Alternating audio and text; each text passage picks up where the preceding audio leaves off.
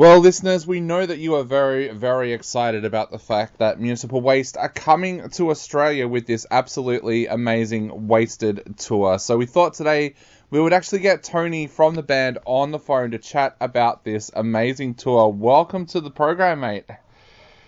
What's up? How you doing? Mate, I am really, really good, and I am so glad to have you on the show because I know that so many of our listeners are excited about you guys being able to head back down under. So, how are you feeling about this tour? That makes me really happy. It's been way too long, and yeah, we're very excited. A lot of the anticipation. We've been talking about it a lot. We just actually played a show this weekend, 2 shows this weekend, and that's all everyone was talking about. It's like getting our ass down to Australia because every time we go there, it's a lot of fun. So tell us about that fun. What do you like to get up to when you're down under? It's just more the attitude, how everyone, the attitude of everyone there is it's just kind of like the perfect environment for a Municipal Waste show. People like to have a good time. They like to unwind in Australia, and it's just something that we can really vibe with, and yeah, it's never let us down. Let's just say that. Yeah, I've always got the feeling, chatting to you a few times over the years on our show, that you absolutely love to tour. So how difficult was that time for you during the pandemic when you didn't get that opportunity to get out there and play live shows? Yeah, it was weird. It was it came in waves where you're like, fuck, I missed this. I can't believe this is happening. I think the scary thing about it was like not knowing when it was going to end. I think after the first year, it was a little like, okay, well, what the hell, And then, there was that weird like rush to get back to it. And then like another like version of COVID would happen. And it was just kind of like, it was just so disappointing. But at first you kind of like, it was like, oh my God, we're never gonna play again. Then you kind of like got comfortable, like not touring. Like, oh wait, I'm not hungover all the time. My body doesn't hurt all the time. I'm not sore from playing shows every night. And you kind of get used to that life. You gain a little weight. You you sit at home. You watch every movie you want to, and that was kind of nice. Yeah. But now once we got back, though, I mean, there was this energy in the air, and it was greatly missed. And I may have shed a couple tears the first show back. It felt really good. There was such a positive energy in the air when we played our first show back, and you could tell people really, really were waiting for it and excited about it. Yeah, I was going to ask that. What was it like stepping out onto stage for that first time? Because I've spoken to a few artists who have admitted that when they walked back out onto the stage for the first time, after that, like here in Australia, 2-3 years off, they did burst into tears when they walked onto the stage. Yeah, it was definitely like very emotional. I had a lot of shit go on too. I mean, everyone did, you know. But I didn't even know if I was gonna be able to walk. Like, I had a crazy knee surgery a few months before that, and it was just like we're like, oh my God, another thing's gonna happen to us where we're not gonna be able to play shows again. Everything just kept getting pushed back, and then it healed enough to be able to play the shows, and it was like once we knew it was going to happen and things were actually falling into place, it was just like a huge relief, Yeah. And now it just seems like everything's back to normal. You got to look out a little bit and make sure nobody's got COVID. Yep. Touring with it or any crap like that, but we're pretty careful, and yeah, it's been pretty awesome going back out. Like this weekend shows were great, and I think the last tour we did was one of the best tours we've ever done in the history of our band. So things are going real good right now, and I can't wait to bring that to Australia. Definitely. And what's it been like touring off the back of the new album as well? Like, it's an absolutely sensational album. So what's it been like playing the tracks off Tango and Thrash live? That's been cool. We've been doing a lot of the early stuff in the set. The last tour we did, because that was kind of like the 21st anniversary of Waste 'Em All. Then we had, the Tango and Thrash stuff come out. So, we did a lot of that stuff, and it was difficult to play songs that you wrote in your 20s, 23 years ago, but I don't think this tour, we've put out 2 other records since then, so we're going to just play shit from all across the board of our career, because we know that, we haven't been there in a while, and there's some shit we need to play that people need to hear, so, it's going to be a great set. Yeah. What is that like, going back and playing tracks that you wrote when you're younger? Because I really hadn't thought about it until I was talking to a musician one day, and he said, one of the hardest tracks for me to go out there and play is one of the tracks that our fans want to hear, because it's a track that he wrote for his ex-wife. He said he wrote it on their wedding night, and now he's married to somebody else. He said it's so weird going out there and performing that track. But what is that like for you, going back and performing tracks from so early on in your career?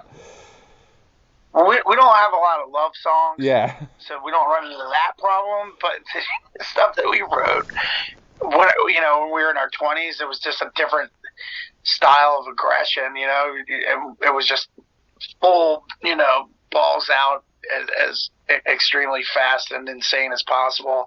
And some of that stuff we wrote not even thinking about playing live, so even some of the shit back then we couldn't even play when we were that young. So I think we've gotten better at our instruments and better at like performing on stage. So some of that shit is easier, and some of it's way harder, because it's just so balls out, fast, in your face kind of stuff. The stuff you do when you're writing thrash metal in your 20s, Yeah. So that, if anything, it's more exhausting. Yeah. So. But all of that music has held up as well. Like I was going to mention a little bit later on, the Art of Partying is now considered one of the 50 greatest thrash metal albums ever, according to Metal Hammer, which is, for a lot of people out there, a real Bible. What does that mean to you when people say things like that off these tracks that you guys were writing back like 15, 16 years ago? I mean, yeah, it means a lot, because when we started, there wasn't like a lot of thrash metal bands like that were still around. Like, there was the Big Four, right? But like thrash was a little taboo in the early 2000s. Like, for some reason, it wasn't looked at fondly, looked back on fondly. There was like, the cool people knew and loved it, but it was definitely like not a cool thing in the metal scene. This is when new metal was around, and I guess that's making a comeback now too. But like, it was just weird for us, because we were just doing it out of the love, and we were kind of pissed off that people didn't care about it like we did. So we were just getting out there and having fun and getting in people's faces. Now that that's looked back as like a classic record, is really cool, because that's not what we were really getting at. We were kind of more like had a fuck you attitude about it, and like, we're going to do this no matter if you like it or not. Yeah. So the fact that people do appreciate it is really cool to us. Yeah, but I know the magazine that I was working for back then had such a wide variety of music that was covered in it that we did cover you guys. But was it actually difficult back then to get noticed by publications and to get your music out there wider than just your local fans? It really depends where, Yeah. When we were on Earache, we had this monster publicist, and she loved the band. She was passionate about the band, and we'd never seen anything like that. We never had a publicist before, The first record we did was on a punk label, so when we kind of got blasted into that, it was wild. We never did a press tour before, and we were doing shit like that, and it all kind of like exploded in our face on the first Earache record.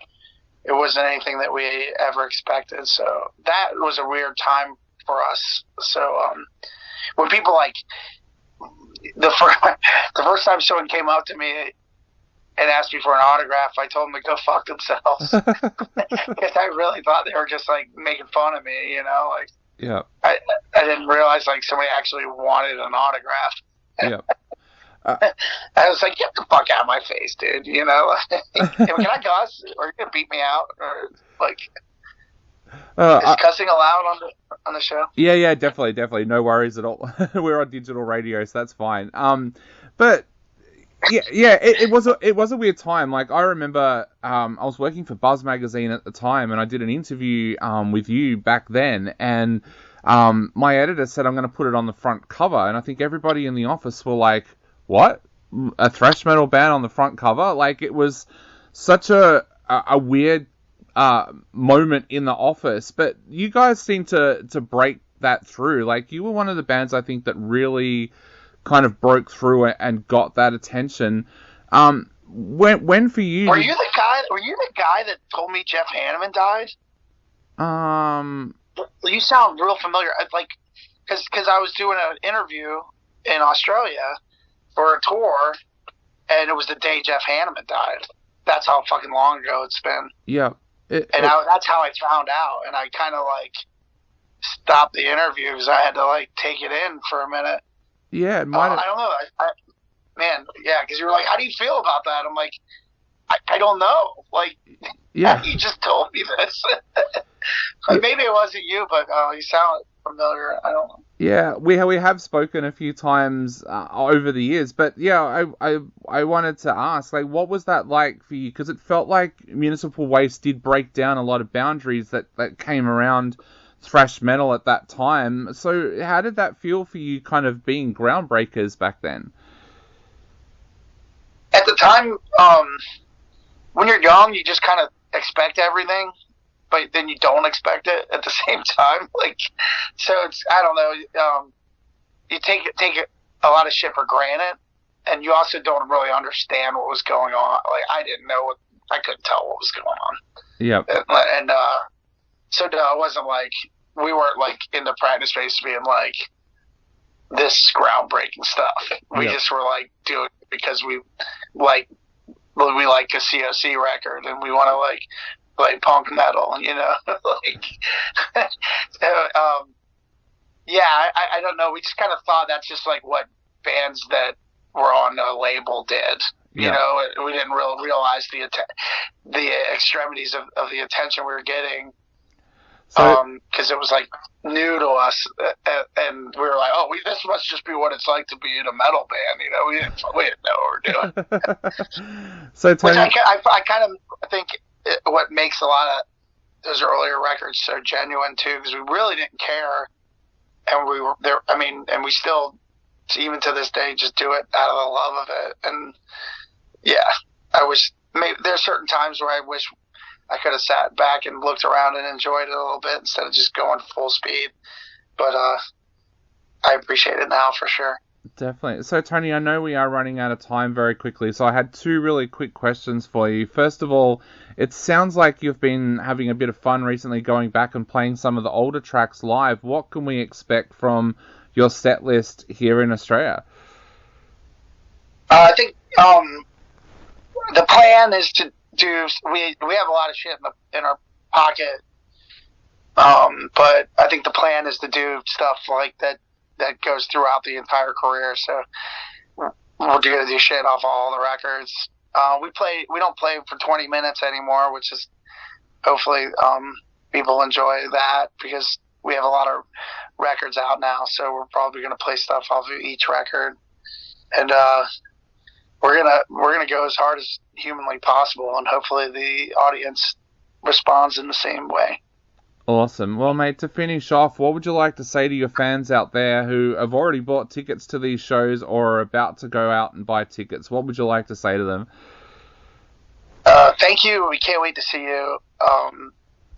This is very exciting for us. So, we hope you look forward to getting your face smashed in.